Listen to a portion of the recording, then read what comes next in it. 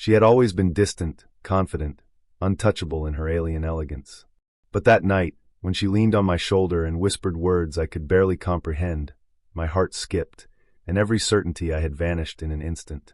The alien colony's evening glow settled over the sprawling crystalline city, casting long shadows across the streets and buildings that gleamed like liquid metal. I had spent the day wandering with my best friend, exploring parts of his world I had never imagined. The colony felt alive in ways my human senses struggled to fully grasp.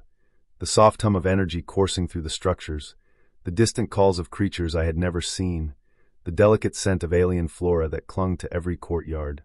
And yet, amidst this unfamiliar grandeur, it was her presence that dominated my awareness.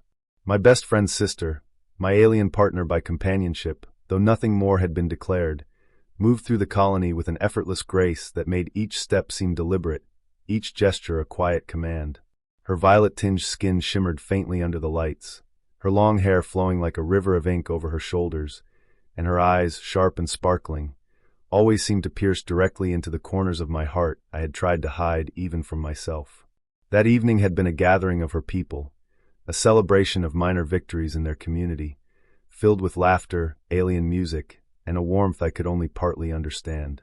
I tried to mimic their gestures, laugh at the right moments, and avoid embarrassing myself, but her gaze followed me constantly, teasing and judging in equal measure. I could feel her smirk from across the room, the subtle tilt of her head that made me anxious, and yet inexplicably drawn. Hours passed. The crowd thinned. People retreated to their quarters, leaving the two of us in the quiet hum of the colony's living quarters. I lingered near a low table, unsure of where to look or what to say, when she appeared beside me. There was no warning, no preamble, just her presence. And then, impossibly, she leaned against me, shoulder to shoulder, closer than anyone had a right to sit, close enough that my body betrayed me, tensing in a mixture of heat, anxiety, and a strange comfort I didn't fully understand. My heart jumped, my pulse racing as my mind scrambled for coherence. "You seem lost in thought," she murmured, voice low and soft, carrying a weight I hadn't heard before. There was no teasing tonight, no sharp edges to her tone. Only something vulnerable, something intimate. I'm fine," I managed, my words trembling. I felt absurd, trapped between desire and hesitation, my rational brain screaming caution, while my instincts responded to every subtle shift of her body against mine. She tilted her head, letting her hair brush lightly against my cheek. "Do you know what this means, human?" I shook my head, swallowing hard. I don't. "In our culture," she whispered, "such closeness is rare. It is a ritual of trust and the sharing of unspoken truths. To lean like this, to rest on another, is not casual. It is a sign of vulnerability, of faith in the other to remain. We only offer it to those we truly value." My chest tightened, the weight of her words pressing against my ribs. I glanced at her, startled and overwhelmed. "Your people, your family, if they saw."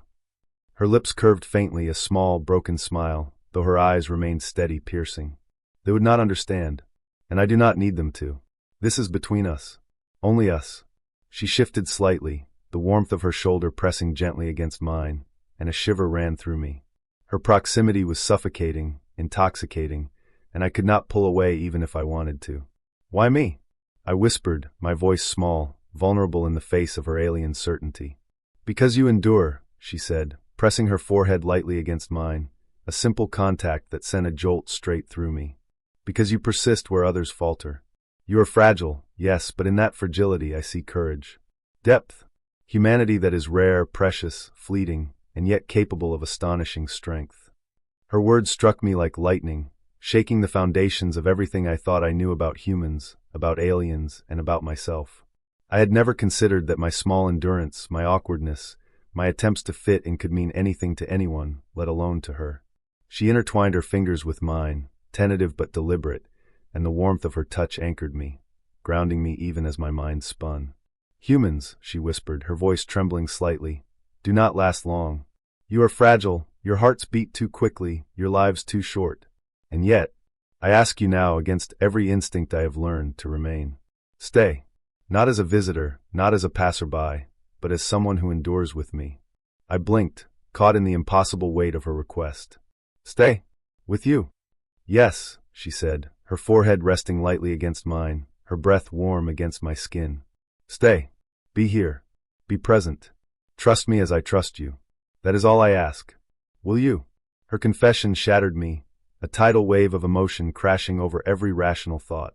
The teasing, the confidence, the sharp wit, everything had been a shield. A mask hiding something more fragile, more intimate, more terrifying than I had imagined.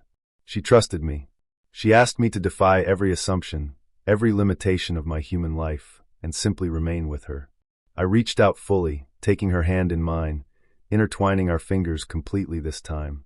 Her grip tightened slightly, a silent affirmation, and I felt her tremble subtly, the vulnerability she rarely allowed herself made tangible by the weight of her words and the warmth of her touch. I don't know if I can," I admitted, voice breaking. "I have never been asked to do something so permanent, so profound." She smiled faintly, a fragile curve of lips that spoke of trust and hope. "You do not need to answer immediately. I only need you to understand the choice I am making. I offer you something that cannot be withdrawn, my trust, my presence, my heart, if I dare name it." The colony outside hummed gently, alien lights glimmering faintly, but none of that mattered. I could feel her heartbeat against my shoulder, steady yet trembling, and I understood for the first time the enormity of the trust she placed in me. My own pulse raced, a mingling of fear, desire, and awe at the vulnerability she had offered. I will try," I whispered slowly, deliberately. "I will stay as long as you allow me." Her lips curved into a faint, real smile, the tension in her body easing. "That is enough," she murmured, resting her head lightly against my shoulder. "To endure, to remain, to understand. That is all I ask." Time seemed to stretch indefinitely, yet I was fully present in every heartbeat, every shallow breath, every tremor of her body pressed against mine.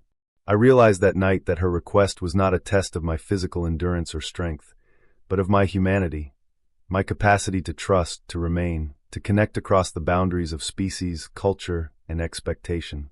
And in the quiet of that alien evening, with her leaning against me, eyes closed and fingers entwined with mine, I understood fully why she had asked. She believed in me, in humans, in the strange, fleeting, fragile power that we carry. And for the first time, I believed in it too.